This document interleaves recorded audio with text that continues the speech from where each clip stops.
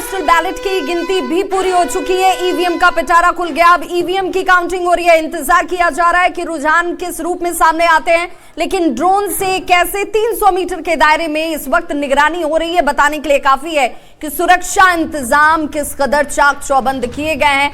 इंतजार करिए। सबसे पहले रुझान और परिणाम न्यूज 18 के जरिए हम आप तक सबसे विश्वसनीय तरीके से पहुंचाएंगे।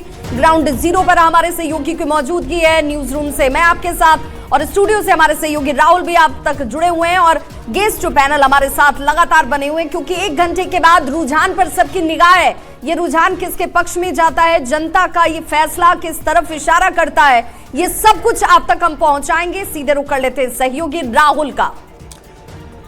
बिल्कुल, तो देखिए ड्रोन से ये निगरानी की जा रही है। 1 घंटे की मतगणना पूरी हो गई है और माना जा रहा है कि हम इसी 1 घंटे का इंतजार कर रहे थे कि जब अब रुझान आने शुरू हो जाएंगे। तस्वीर दोपहर तक साफ हो जानी है, क्योंकि बताया जा रहा है कि 31 राउंड की यहां पर गिनती की जानी है। चूंकि मतगणना जारी है और मतदान का कम हुआ, 35% के आसपास ये मतदान हुआ और इस काउंटिंग करने में समय भी जाहिर सी बात है कि थोड़ा कम जरूर लगेगा। तो तस्वीरें बहुत जल्द साफ होने वाली है, लेकिन थोड़ा इंतजार हम सबको करना चाहिए।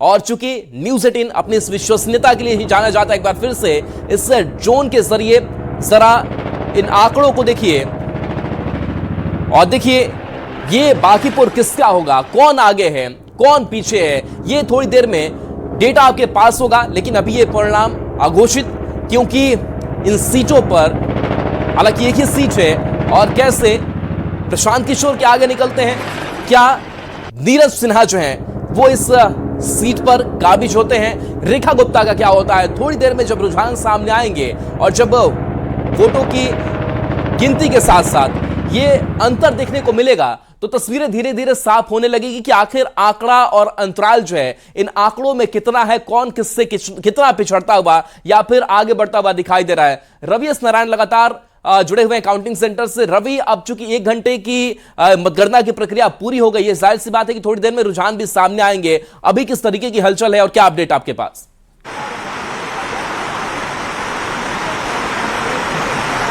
देखिए, पोस्टल बैलेट की गिनती खत्म होने के बाद जो है ईवीएम की गिनती शुरू हुई है और अभी तक पहला रुझान जो है यहाँ से घोषित नहीं किया गया है।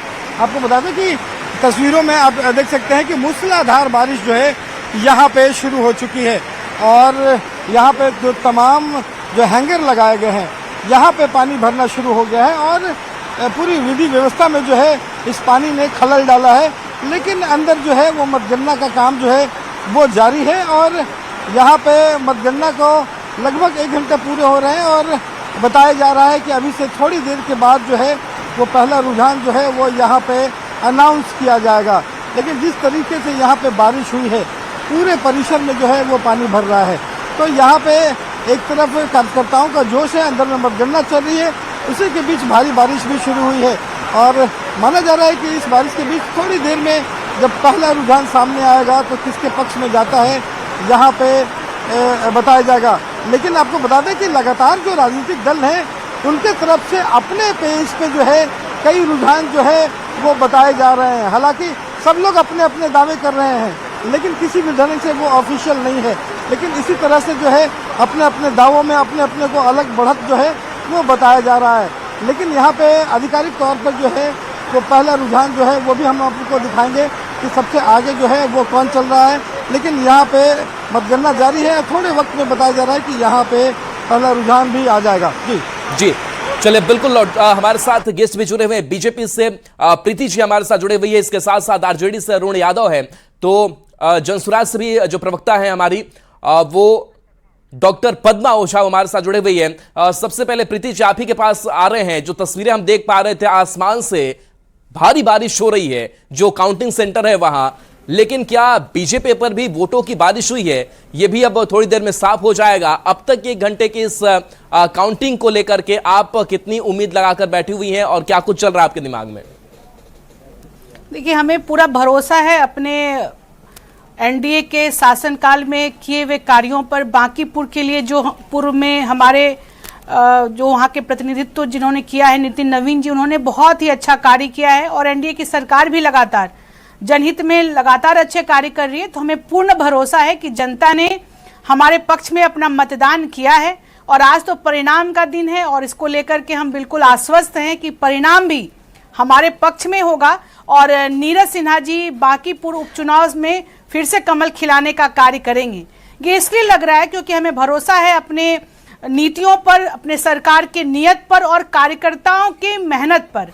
और ये भारतीय जनता पार्टी में ही संभव होता है जब कोई सामान्य कार्यकर्ता को भी ऐसी जिम्मेदारी सौंपी जाती है कि जो मंडल का अध्यक्ष हो, उन्हें विधानसभा चुनाव लड़ने का जब मौका मिलता है तो सभी साधारण से साधारण कार्यकर्ता उनके साथ खड़े नजर आते हैं, क्योंकि उनके अंदर भी यह विश्वास जगता है कि भारतीय जनता पार्टी एक साधारण कार्यकर्ताओं को देखती है।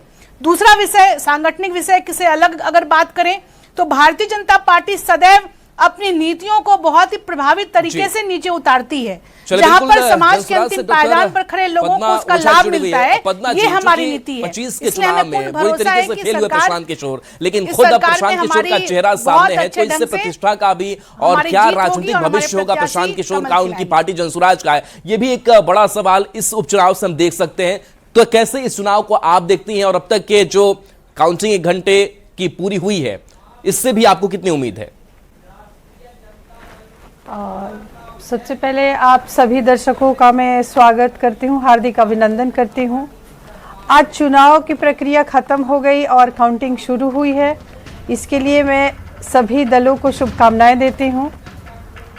रही बात आज के नतीजे की, तो नतीजा देखा जाएगा, क्योंकि इस बार जो जनता थी, जिस दिन उन लोगों ने मतदान किया, वो हम लोगों ने देखा ग्राउंड में कि उनका जो रिएक्शन था वो सब बदलाव के मूड में है। सबने कहा कि नहीं, इस बार अब बदलाव होना चाहिए, जैसा कि हमारी बहन बता रही हैं, नीतियों की बात बता रही है। तो इसी नीति को लेकर के जिस तरह से अभी सम्राट चौधरी की जो सरकार है, सम्राट चौधरी जी के नेतृत्व में ये पहला जो है वह मतदान हुआ है और उस दिन खेला सभी ने देखा है ग्राउंड पर कि जो कहा जाता था जंगल राज, डॉक्टर अरुण यादव भी आरजेडी से जुड़े हुए हैं। अरुण जी, आप अपने आप को कहां पा रहे हैं? चूंकि दावे तो जरूर किए गए थे, एसवी की तरफ से भी उम्मीद भी काफी बड़ी लगाकर रखी हुई है, लेकिन कभी भी बांकीपुर की जनता ने आरजेडी को अपनाया नहीं। इस बार का चुनाव कैसा होगा?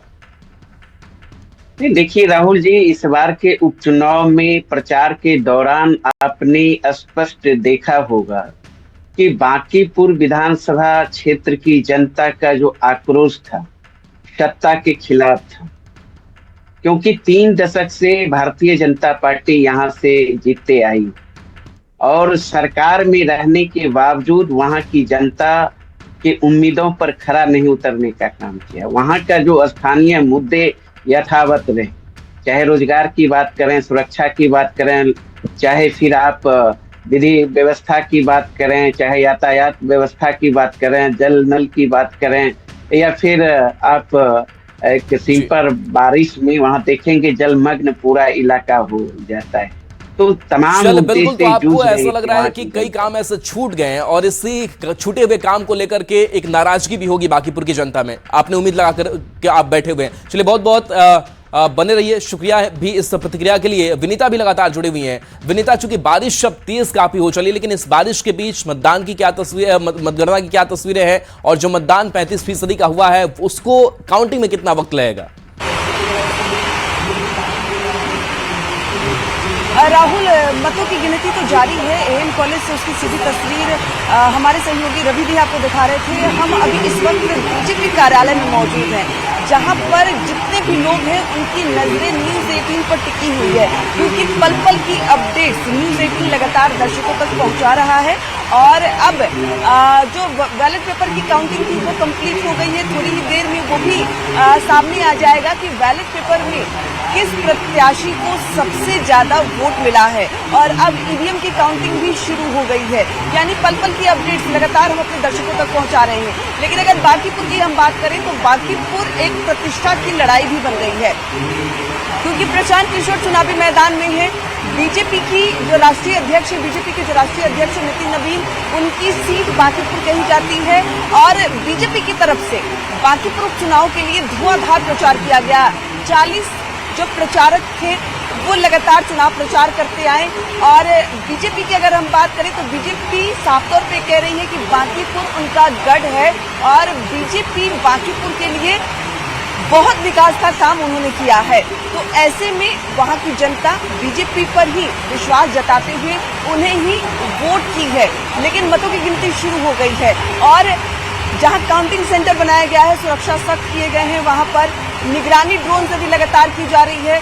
किसी को उस रास्ते से गुजरने की परमिशन नहीं दी गई है, यानी कड़ी सुरक्षा के बीच एएन कॉलेज में मतों की गिनती की जा रही है। तो दूसरी तरफ तेज बारिश भी पटना में हर जगह हो रही है और जितने भी जो वोटर हैं वो अब अपने घरों में बैठकर या जहां भी कहीं व्यवस्था है ताकि वो अपडेट जान सके, वहां पर बैठकर वो अपडेट्स पर नजरें टिकाए हुए हैं। अगर बीजेपी कार्यालय की हम बात करें तो यहाँ देख सकते हैं कि तेज बारिश है और यहाँ पर भी बड़ी सी स्क्रीन लगाई गई है और इस स्क्रीन पर पल पल की जो अपडेट्स है वो न्यूज़ 18 के माध्यम से यहाँ पर जो समर्थक है वो देख रहे हैं। हालांकि बारिश बहुत ज़्यादा तेज है, यही वजह है कि ना कोई बीजेपी ऑफिस आ पा रहा है और ना ही कोई यहाँ से बाहर निकल पा रहा है। जितने लोग भी आए हैं वो देखिए एकदम एक टकी से यहाँ न्यूज़ 18 को निहारते हुए नजर आ रहे हैं, पल पल की अपडेट्स लेते आ रहे हैं, क्योंकि बांकीपुर बीजेपी के राष्ट्रीय अध्यक्ष नितिन नवीन की सीट है। लगातार प्रचार प्रसार किया गया, रोड शो किए गए और ऐसे में बीजेपी समर्थकों को उम्मीद है कि वहाँ की जनता ने बीजेपी प्रत्याशी नीरज सिन्हा को वोट दिया है। लेकिन थोड़ी ही देर बाद जब रुझान आएंगे तो साफ हो जाएगा कि पहले चरण के तहत जो काउंटिंग हो रही है वो उसमें कौन आगे है, क्योंकि त्रिकोणीय मुकाबला है। प्रशांत किशोर चुनावी मैदान। चलिए बिल्कुल विनीता, आपके पास आएंगे, नजर बनाकर रखिए। राजनीतिक विश्लेषक भी संजय सिन्हा हमारे साथ जुड़े हुए हैं। संजय जी, 1.25 घंटे का करीब करीब जो वक्त है वो बीत चुका है, बारिश काफी